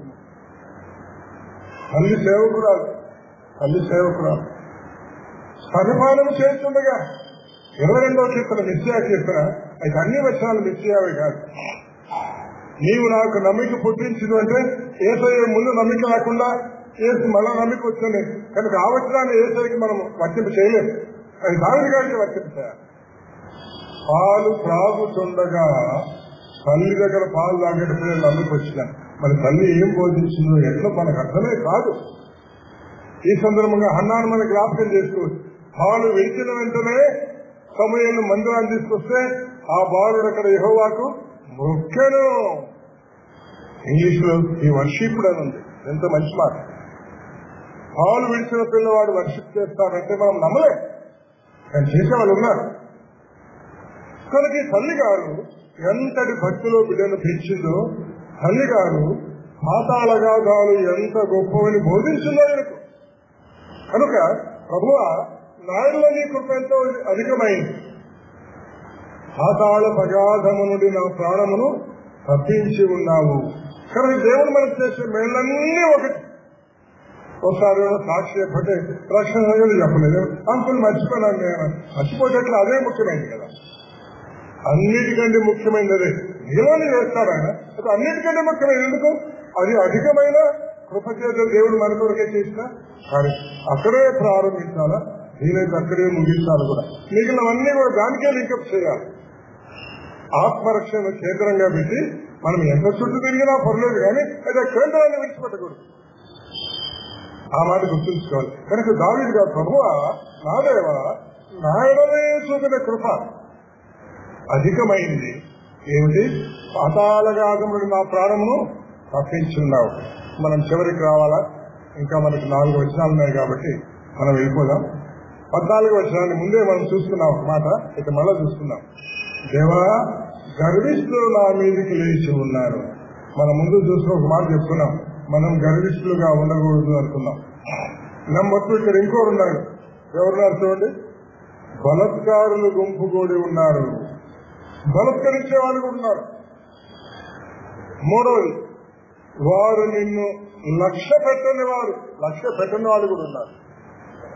నేను ఎవరికి భయపడ్ను అనేవాళ్ళు కూడా ఉన్నారు. విశ్వాసులు కూడా ఉన్నారు. ఎవరికి లక్ష్య పెట్టని వాళ్ళు. ఇందాక మనము 1-2 వచనాలు 14 వచనాన్ని కంపారిజన్ గా చూస్తున్నాం అనుకున్నాం కదా, మళ్ళా చూద్దాం ఒకసారి. దావీదు గారేమో దీనుడు, కానీ గర్విష్ఠులు ఉన్నారంట, బలత్కారులు ఉన్నారంట, దేవుని లక్ష్య పెట్టని వారు కూడా ఉన్నారంట. కానీ ఈయనెవరు? నిన్నే నమ్ముకున్నాను. వాళ్ళేమో నిన్ను లక్ష్య పెట్టరు, కానీ నేను నిన్ను నమ్ముకున్నాను. కనుక మన మధ్య దేవుని లక్ష్య పెట్టని వాళ్ళు ఉండవచ్చు, గర్విష్ఠులు ఉండవచ్చు, బలత్కారులు ఉండవచ్చు, వాళ్ళు మన ప్రాణము తీయాలని పొంచి ఉండవచ్చు. కానీ మనకు సహాయం చేసే దేవుడు ఉన్నారు కాబట్టి మనము దేవుణ్ణే నమ్ముకుని ఉండాలి. ఈ మాటలో ఇంకో తలపు కూడా మనం చూడొచ్చు. నెక్స్ట్ వచనంలో మనం చూసిన ఈ మాట మనకి 15వ వచనం. ప్రభువా నీవు దయాదాక్షిణ్యముగల దేవుడివి,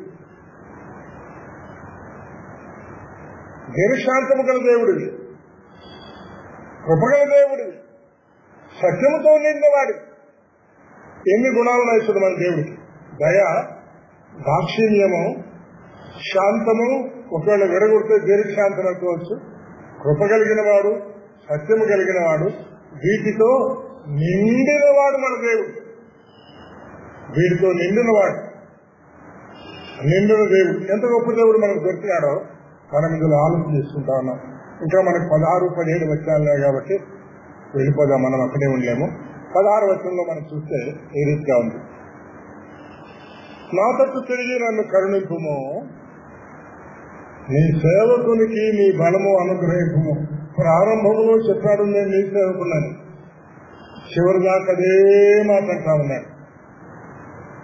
ఈ సందర్భంగా తల్లి మాట చెప్తా ఉన్నాడు, నీ సేవకురాలి కుమారుని రక్షించున్నావు. అట్లయితే తల్లి కుమారుడు సంబంధం ఎంత బాగుంది చూడండి. తల్లి ఎవరు? సేవకురాలు. కుమారుడు ఎవరు? సేవకుడు. ఎవరో ఒకరు అన్నారు, తల్లి ఎట్టితో బిడ్డటిదే అన్నారు. బైబిల్ ఉన్న మాట. కనుక తల్లి ఏ గుణాల్లో ఉంటే బిడ్డలను ఆ గుణాల్లో తల్లు పెంచవచ్చు. ఢిల్లీ గారి కూతురు, మేము అమెరికాకి వెళ్ళినప్పుడు పోయాం, అందరూ కూడా పోయాం. చేరి అనే ఊర్లో ఉంటారు వాళ్ళు. ఆమె ఒక పుస్తకం ఒక మాట రాస్తుంది. ఆమె వివాహం అయింది. భార్యాభర్తల మధ్య ఉన్న సమస్య వస్తే ఒకటి జ్ఞాపకం చేసుకుంటాట, మా అమ్మ ఎప్పుడు మా డాడీతో విభేదించలేదు అని. ఎంత మంచి మాట వస్తుంది. మా తల్లి ఎప్పుడు మా డాడీతో విభేదించలేదు. తల్లిని జ్ఞాపకం చేసుకుంటుంది, తల్లిని జ్ఞాపకం చేసుకుని తల్లి ఎట్టుగా బిడ్డ కూడా అట్లాగే ఉండాలి కదా అని జ్ఞాపకం చేసుకుంటారు. తల్లి సేవకురాలుగా ఉంది, కుమారుని సేవకుని చేసి కుమారుడు కూడా ఒకవేళ ఇప్పుడు తల్లి జ్ఞాపకం చేసుకునేవాడు కాబట్టి ఈ మాట అంటా ఉన్నారు, నీ సేవకురాలు కుమారుడు నేను. ఇష్టాలు రాజులో వచ్చు కదా, ఆ మాట అన్నం లేదు. నీ సేవకురాలి కుమారుణ్ణి అంటా ఉన్నాడు. నీ సేవకుణ్ణి, నీ సేవకుడు నీకు బలమి, నీ సేవకురాలు కుమారుడికి నన్ను రక్షించు అంటా ఉన్నారు. ఆ మాట చెప్తూ 17వ వచనంలో ఆయన ముగించిపోయాల్సిన మాట, యెహోవా నీవు నాకు సహాయుడవై నన్ను ఆదరించుతున్నావు. జవాబు వచ్చింది, ఆదరణగా దొరికింది. ఈ దేవుడు సహాయం చేసే దేవుడు, ఆదరించే దేవుడు. అందుకే చివరి భాగానికి ఆ పేరు పెట్టుకున్నాం. దేవుడు కాపుదల కాసేవాడు, ఆదరించేవాడు. నీవు నాకు సహాయుడివి, నన్ను ఆదరించే దేవుడివి అంటూ చివరిగా నా పగవారు చూచి సిగ్గుపడినట్లు శుభకరమైన ఆనవాళ్ళు నాకు కనపరుస్తున్నాను. దేవుని బిడ్డలకు పగవారు ఉన్నారా? మనం పగ చూపకూడదు ఎవరు, కానీ మనమే పగ చూపే వాళ్ళు ఉండొచ్చు. యేసుప్రభువే పగ చూపినాడు. అయితే యేసుప్రభు ఎవరికైనా పగవాడు లేదు, అందరినీ ప్రేమించారు. చంపడానికి వచ్చినటువంటి ప్రధాన యాజకుని దాసుని చెవి చేయకపోతే బాగు చేసి పంపించారు. నేను ఒకసారి చెప్పాను, ఆఫీసర్ల కంటే బయట జవాన్లకు గొప్పగా ఉంటుందన్నమాట. ప్రధాన యాజకుడి దగ్గరికి తీసుకొని పోవాలి యేసును, వీడు ముందే వచ్చాడు జవాన్ అన్నమాట. యాజకుడు వీడు వచ్చి ఆట ఆడిస్తా ఉన్నారు ముందుందన్నమాట.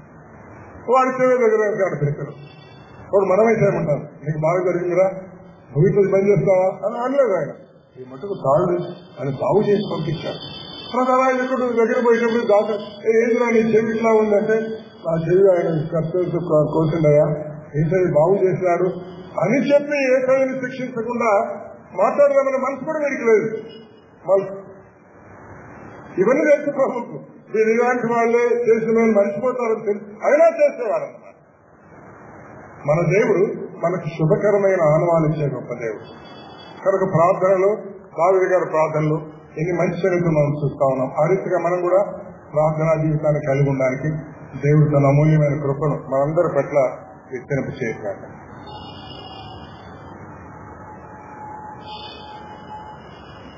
పూజారుడైన గొప్ప తండ్రి, ఈ రాత్రి వేళ మీ బిడ్డలైన మమ్మను మీ మందిరంలో కూర్చుండబెట్టి మా యొక్క మీరు తీసుకొచ్చిన అమూల్యమైన సత్యముల కొరకై మేము స్తోత్రం చెల్లిస్తూ పూజిస్తూ కొనియాడుతున్నాం.